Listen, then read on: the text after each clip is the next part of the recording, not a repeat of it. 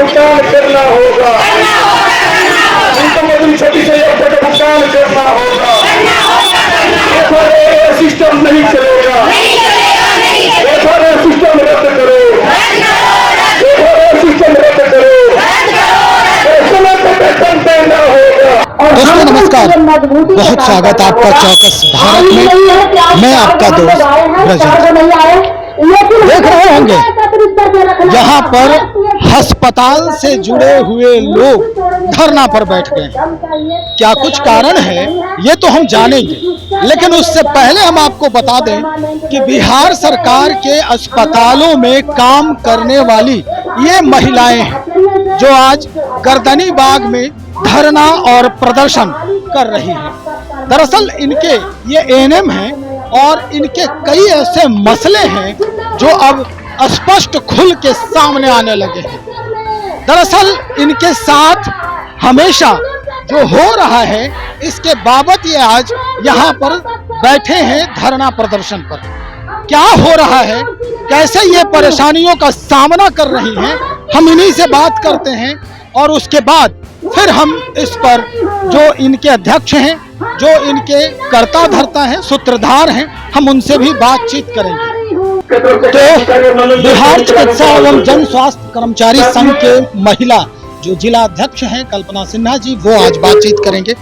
Ma'am, अभी आपको देखा गया काफी आप उत्साह में हैं, काफी जोश में हैं। क्या कुछ परेशानियां हो रही है जिसके वजह से आज गर्दनी बाग में धरना प्रदर्शन करना पड़ा? हम लोग का परेशानी इसलिए है कि हम लोग का संविदा पे परमानेंट किसी भी एएनएम को है FRSS का अटेंडेंस जो है जो 3 टाइम बनाने का है। अगर हम लोग जा रहे हैं तो हार्ड टू रीच एरिया का जो है वहाँ हमारा नेटवर्क नहीं है, वहाँ का अटेंडेंस हमारा नहीं आता है समय से, फिर भी हम लोग का वेतन यहाँ काट दिया जाता है।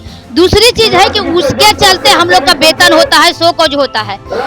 तीसरा चीज है कि हम लोग जो संविदा पर बहाल है, हम लोग का संविदा पर बहाल सरकार करती है तो समान कान का समान वेतन हमको 26,000 रुपया सरकार दे दे।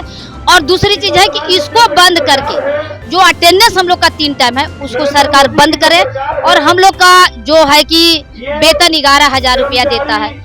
4 महीना से सरकार के पास अलॉटमेंट नहीं है, मार्च से अभी तक किसी का पेमेंट नहीं है। जो संविदा से है काम करा रहे हैं, 13,500 रुपया वेतन देते हैं, तो फिर मार्च से वेतन भूखे भजन होए गोपाला ले लो अपनी कंठी माला। तो हमको सरकार से यही मांग है, तो हमारा सरकार को संविदा पर है वो परमानेंट सब वाली।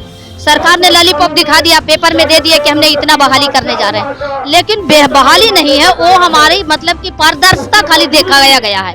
उसको परमानेंट निकाल दीजिए, उसके बाद में जिसको परमानेंट करना है सरकार का अपना परमानेंट। एक सवाल बनता है कि जो अटेंडेंस की बात हो रही है कि 3 बार अटेंडेंस आपको देना है, सरकार की तरफ से मोबाइल मिला है क्या? जी नहीं, मोबाइल नहीं, एक BSNL का सिम दिया था। तो BSNL जानते हैं कि BSNL का सिम कहीं भी सक्सेस नहीं हो पा रहा। जब हमारा हेडक्वार्टर अगर BSNL का वाईफाई काम नहीं करता है तो क्या क्षेत्र में हमारा वाईफाई काम करेगा? हमारा तो कोई कहीं नेटवर्किंग है नहीं BSNL का है। तो उस सिम को भी आधा को बंद कर दिया गया। तो वो सिम को अपना मोबाइल, अपना ऑनलाइन, अपना नेटवर्क के लिए हम लोग का काम किया जा रहा है। तो हम लोग का सब प्रॉब्लम है कि अगर नेटवर्क नहीं है तो अटेंडेंस मेरा सही से नहीं जा रहा है, नहीं आ रहा है। इसके लिए प्रभारी मैनेजर सब है जो कि हमारा अटेंडेंस काट करके उसको शोकॉज दे देगा। अभी भाषण के दौरान आपने बहुत सारी बातें जो है वो उजागर किया है। आपने कहा कि जो चिकित्सक रात में आते हैं उनका रवैया कुछ अलग होता है, जो मैनेजर है वो अपने ढंग से बिहेव करता है, तू तड़ाक मतलब सम्मानजनक शब्दों का भी प्रयोग नहीं करता है आप लोग अब जब ड्यूटी पर आती हैं। तो क्या ये वाकई में सही हो रहा है? बिल्कुल है। रात में अगर हमारा नाइट ड्यूटी मिले, अगर किसी कर्मचारी को नाइट मिलेगा उसको पदाधिकारी के द्वारा त्रस्त किया जा रहा है, इसलिए कि मेरा इमरजेंसी रजिस्टर एंट्री करना काम नहीं है। मैंने अपना सेवा देने के लिए सक्षम हूँ, सरकार जहाँ भी ड्यूटी लगा दे मैं सक्षम हूँ देने के लिए। लेकिन डॉक्टर उठने से कतराते हैं, उठने से मरीज देखते हैं, कल होकर के इसको लिए प्रभारी को कंप्लेन करेंगे और उसके बाद में प्रभारी शोकॉज निकाल देता है। दूसरा चीज है कि प्रभारी और मैनेजर मना करता है अस्पताल में किसी भी कर्मचारी को इज्जत नाम का चीज, फीमेल स्टाफ को इज्जत नहीं है। जब सरकार आप नहीं बुझ रहे हैं तो फिर पदाधिकारी इसका कौन काम का? सोने के लिए अस्पताल थोड़ी आते हैं, आपका ड्यूटी भी है, आप भी करने आए हैं, आप उठ करके नहीं देख सकते हैं तो फिर कर्मचारी, हम डॉक्टर नहीं है कि मैं देख सकता हूँ।